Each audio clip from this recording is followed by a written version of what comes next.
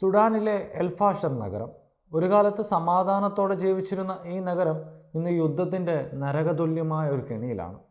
2023 April മുതൽ സുഡാനിലെ സൈന്യവും paramilitary ഗ്രൂപ്പായ rapid support ഫോഴ്സസും തമ്മിലുള്ള ആഭ്യന്തര യുദ്ധം ഈ നഗരത്തെ വിഴുങ്ങിയിരിക്കുന്നു.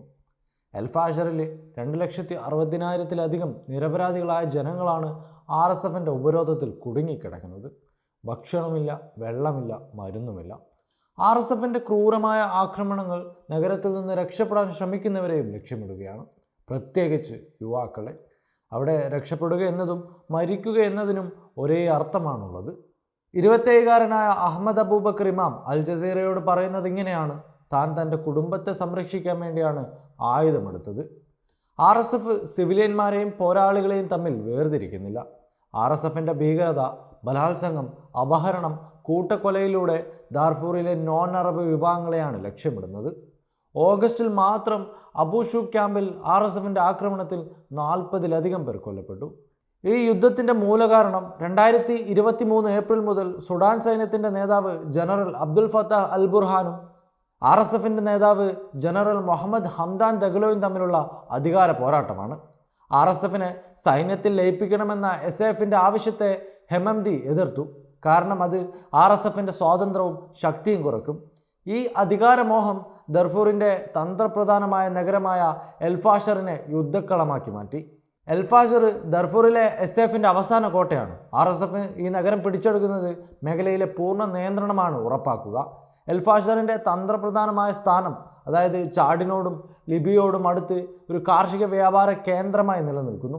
അതുകൊണ്ട് തന്നെയാണ് ഇതൊരു പ്രധാന ലക്ഷ്യമായി മാറുന്നത്. RSFൻ്റെ ആക്രമണങ്ങൾക്ക് പിന്നിൽ യുണൈറ്റഡ് അറബ് എമിറേറ്റ്സിൻ്റെ UAEയുടെ പിന്തുണയുണ്ടെന്നും ആരോപണങ്ങളുണ്ട്.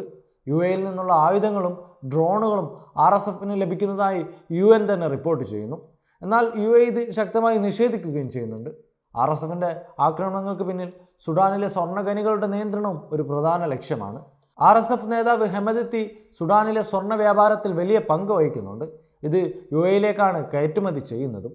ഈ സാമ്പത്തിക താൽപ്പര്യങ്ങളും RSFൻ്റെ ആക്രമണങ്ങളെ കൂടുതൽ ശക്തമാക്കുന്നു. എൽഫാഷറിനെ RSF ഒരു കിൽ ബോക്സാക്കി മാറ്റി കഴിഞ്ഞിരിക്കുന്നു. യേൽ ഹ്യൂമാനിറ്റേറിയൻ റിസർച്ച് ലാബിൻ്റെ റിപ്പോർട്ട് പ്രകാരം 31 കിലോമീറ്റർ നീളമുള്ള മണൽ നിരകൾ നഗരത്തെ ചുറ്റി പിണിഞ്ഞിരിക്കുകയാണ്. ഈ മതിലുകൾ രക്ഷപ്പെടാൻ ശ്രമിക്കുന്നവരെ RSF തടയുന്നുമുണ്ട്. മുഹമ്മദ് സക്രി എന്ന പത്രപ്രവർത്തകൻ പറയുന്നു, ഈ മതിലുകൾ 3 മീറ്ററോളം ഉയരമുണ്ട്. ആരും ഇതിന് മുകളിലൂടെ കയറാൻ കഴിയില്ല. നഗരത്തിലെ പട്ടിണിയെ ഒരു less visible but equally deadly enemy എന്നാണ് പറയുന്നത്. UNൻ്റെ റിപ്പോർട്ടുകൾ പ്രകാരം എൽഫാഷറിൽ ഭക്ഷണം ഏതാണ്ട് തീർന്നിരിക്കുകയാണ്. ആളുകൾ അബ്ബാസ് എന്ന മൃഗങ്ങളുടെ തീറ്റ കഴിച്ചാണ് വിശപ്പടക്കുന്നത്. പീനട്ടും സൂര്യകാന്തി വിത്തുകളുടെ അവശിഷ്ടങ്ങളും കഴിക്കാൻ അവർ നിർബന്ധിതരാകുന്നു. മഹ്ദി യൂസഫ് ഒരു എമർജൻസി റെസ്പോൺസ് റൂം വോളണ്ടിയറാണ്. അദ്ദേഹം പറയുന്നു, നഗരത്തിൽ 5 കമ്മ്യൂണിറ്റി കിച്ചണുകൾ മാത്രമാണ് ബാക്കിയുള്ളത്. ഓരോന്നും 3000 പേർക്ക് ഒരു നേരം ഭക്ഷണം നൽകുന്നുണ്ട്. പക്ഷേ അതുകൊണ്ടൊന്നും കാര്യമാകുന്നില്ല. പട്ടിണിക്ക് പുറമെ കോളറ എന്ന മഹാമാരിയും എൽഫാഷറിനെ വേട്ടയാടുന്നു. 2025 മെയ് മുതൽ 60,000-ലധികം കോളറ കേസുകളും 1600-ലധികം മരണങ്ങളും റിപ്പോർട്ട് ചെയ്തിട്ടുണ്ട്. തവില എന്ന് പറയുന്ന ക്യാമ്പിലേക്ക് രക്ഷപ്പെട്ടവർ ഈ രോഗത്തിൻ്റെ ഭീഷണിയിലുമാണ് ജീവിക്കുന്നത്. എൽഫാഷറിൽ നിന്ന് രക്ഷപ്പെടാൻ ശ്രമിക്കുന്നവർ RSFൻ്റെ ക്രൂരതയ്ക്കും ഇരയാകുന്നു. ഓരോ യാത്രക്കാരനും $300 ആഭരണങ്ങളും RSFന് നൽകണം. എന്നാൽ പോലും യുവാക്കളെ കസ്റ്റഡിയിൽ എടുക്കുകയും കൊല്ലുകയും ചെയ്യുന്നുണ്ട്. 2025 ഓഗസ്റ്റ് 2-ന് എൽഫാഷറിൽ നിന്ന് പലായനം ചെയ്ത 14 പേർ RSFൻ്റെ ആക്രമണത്തിൽ കൊല്ലപ്പെട്ടു. ഈ യുദ്ധത്തിന് പിന്നിലെ യഥാർത്ഥ കാരണങ്ങൾ അധികാരവും സമ്പത്തിൻ്റെ ആർത്തിയുമാണ്. RSFൻ്റെ ആക്രമണങ്ങൾ എൽഫാഷറിനെ പിടിച്ചെടുക്കാനും ദാർഫൂറിൻ്റെ സ്വർണ്ണഖനികളുടെ നിയന്ത്രണം ഉറപ്പാക്കാനുമുള്ള ശ്രമമാണ്. UN-ഉം WFP പോലുള്ള സംഘടനകൾ എൽഫാഷറിലേക്ക് ഭക്ഷണവും മരുന്നും എത്തിക്കാൻ ശ്രമിക്കുമ്പോഴും പക്ഷേ RSFൻ്റെ ഉപരോധം അവരെ തടയുകയാണ്. സത്യത്തിൽ എൽഫാഷറിലെ ജനങ്ങൾ ജീവിക്കാനുള്ള പോരാട്ടത്തിലാണ്.